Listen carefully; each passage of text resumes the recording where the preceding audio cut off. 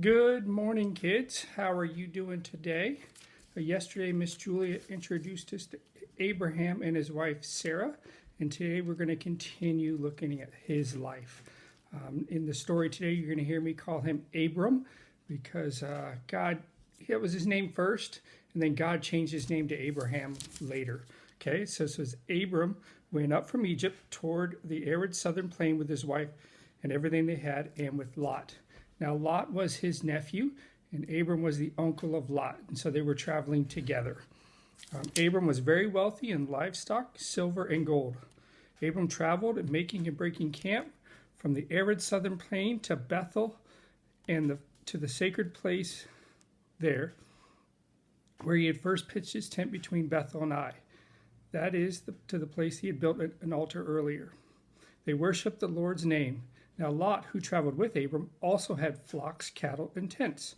They had so many possessions between them that they could no longer travel together. Conflicts broke out, which means arguments and disagreements between those who were in charge of Abram's livestock and those in charge of Lot's livestock. And that's like cattle and sheep and stuff like that, and animals like that. So Abram said to Lot, "Let's not have disputes between you and me, and our kind of our workers, since we're relatives. Isn't the whole land in front of you? Let us separate. You go one way, and I'll go another."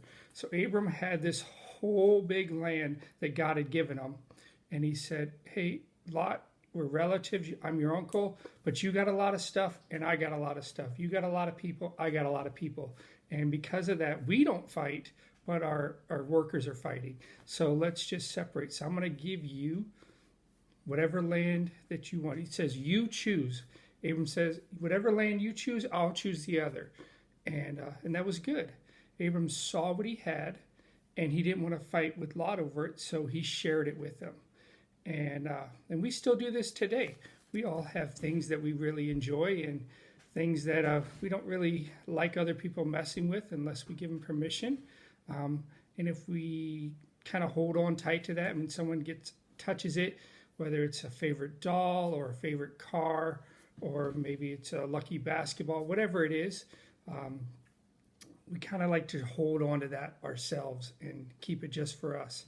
But if we look at Abram and Lot here, they didn't do that. They said, "Hey, I don't want to fight with you, so I'm going to share what I have." And we can do that too. Right now we're stuck inside. We have the same things to play with, and we can start to go outside. It's nice now. I know that because my snow's almost gone. And so maybe you have some toys that you've been holding on to and you haven't been letting your brothers or sisters play with. And maybe today you can let them play with it. And then maybe they have toys that they've been holding on to and they haven't been letting you play with, and maybe they'll let you. So it's a nice thing to do. Maybe you guys get a treat today, but there's only one.